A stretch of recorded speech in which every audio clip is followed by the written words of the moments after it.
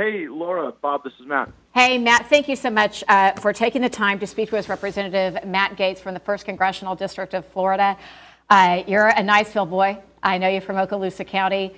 This is home. Talk to us about what you know about what's happening and what you have to offer people in this community right now in the way.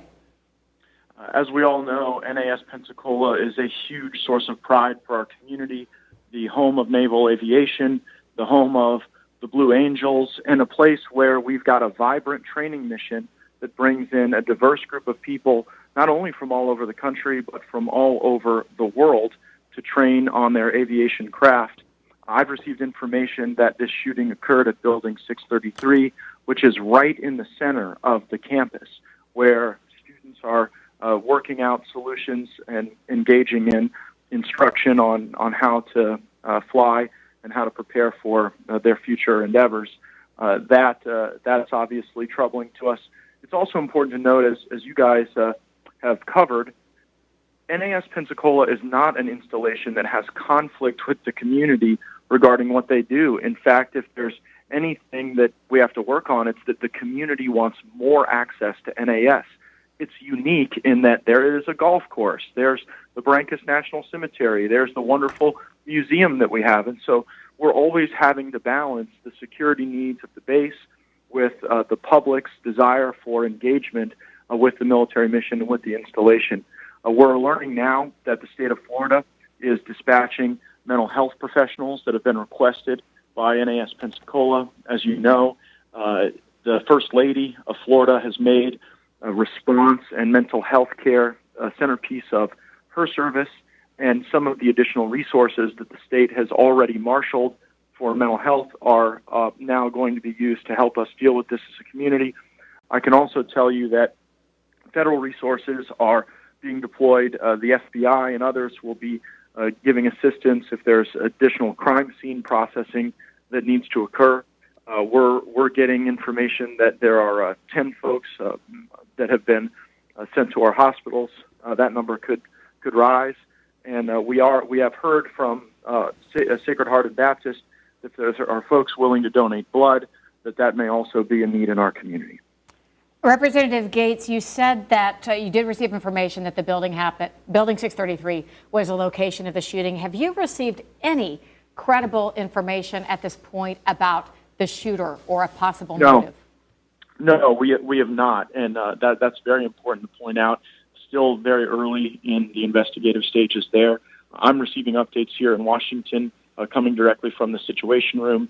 Obviously, we want to know about the shooter. It would be naive of us not to also think about the fact that there was a shooting at Pearl Harbor, just recently. And so we now have had two of these events at two military installations, and I think we've got to learn a great deal more about why this happened. Again, as both of you know, having been at NAS Pensacola, cars that come on the base are stopped.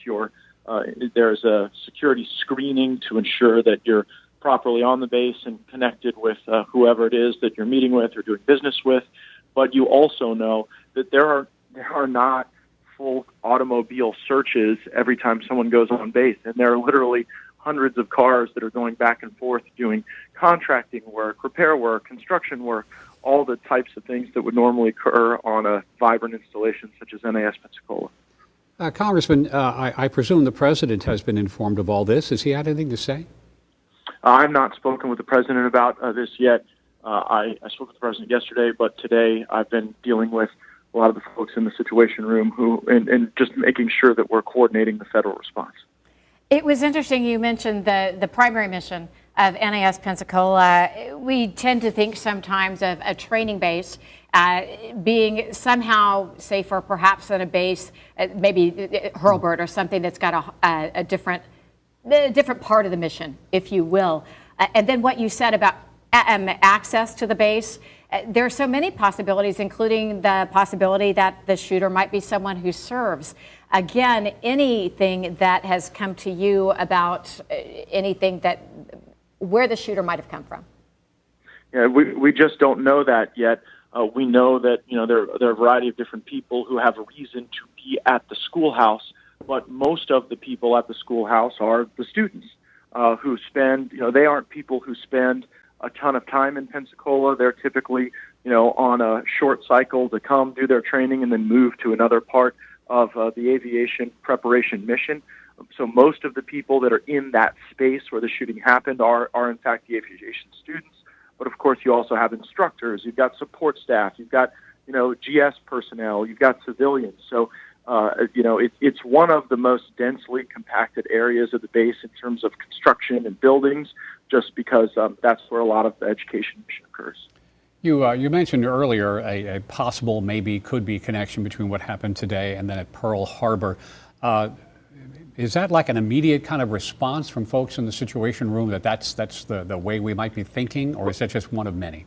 No, Bob. There's no evidence, no specific information tying those two together. My point was only that, when you see two of these things happen back to back, it makes you wonder, and it certainly would necessitate investigation and review of why this is occurring and why we've had these kind of back-to-back episodes on installations on different coasts, on different sides of the country. It may be a bizarre coincidence. It may not. We simply don't know yet. We'll find out more as time progresses, of course. Congressman, thank you very much. I know you're busy generally and pretty busy, extra busy today. Appreciate your time.